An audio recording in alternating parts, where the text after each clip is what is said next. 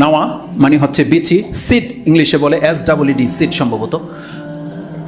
কোরআনের ভাষায় নাওয়া বলা হয় ওই সিডকে, বিচি।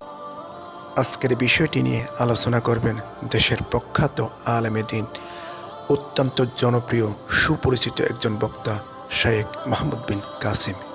নাওয়া মানে হচ্ছে বিচি, সিড ইংলিশে বলে SEED, সিড সম্ভবত। কোরআনের ভাষায় নাওয়া বলা হয় ওই সিডকে, বিচিকে। সরিষার দানা বা পালন শাকের দানা কত ছোট হয় না, একটা, এটা মধ্যে কিন্তু ভাঙা টাঙা নাই, একটা শুধুমাত্র ছোট্ট একটা বল, এটাকে আরবি ভাষায় নাওয়া বলে।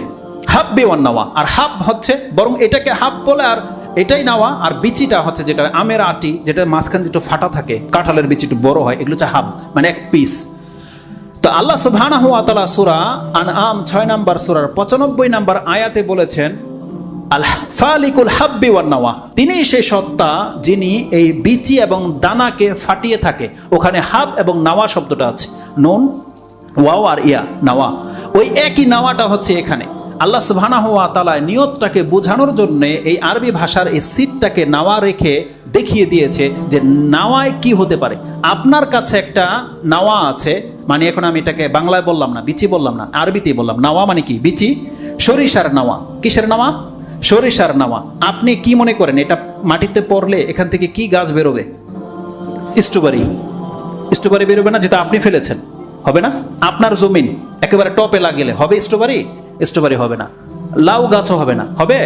যেটা নাওয়া ওই গাছে জন্মাবে। আচ্ছা, গাছ জন্মালো সরিষার, কিন্তু সরিষার মধ্যে পালং শাক হইতে পারে না? লাল শাক হবে? এটাও তো হয় না।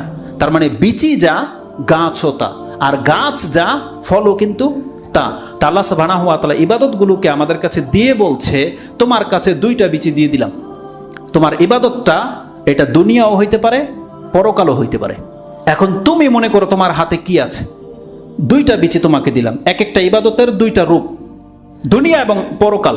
আল্লাহ বলছে তুমি যদি মনে করো এটা তুমি এটা জান্নাতের নাওয়া, তার মানে বান্দা তুমি এই কাজটা করে দাও, এটাতে তুমি জান্নাতি পাবে, দুনিয়া নয়। ওই নাওয়া যেহেতু আপনাকে যেমন নাওয়া তেমন গাছ জন্মে, আল্লাহ বলছে এটা যেমন পসিবল, তাহলে বান্দা তুমি আমার জন্য যে কোনো নিয়ত করে যা কিছু করো জান্নাত। রাসূল সাল্লাল্লাহু আলাইহি ওয়াসাল্লাম বলছেন, ওয়া ইন্নামা লিকুল্লি ইমরিইম মা নাওয়া, একজন ব্যক্তি তাই পাবে যেটা তার নিয়তে আছে। তার মানে যে কোনো কাজ আপনি যদি মনে করেন যে আল্লাহ এটা আমি জান্নাতের জন্য করলাম, আল্লাহ বলছেন বান্দা তোর জন্য এটার জন্য আমি জান্নাতি বরাদ্দ করে দিলাম, জান্নাতি সে পাবে। ইন্নামা লিকুল্লি ইমরিইম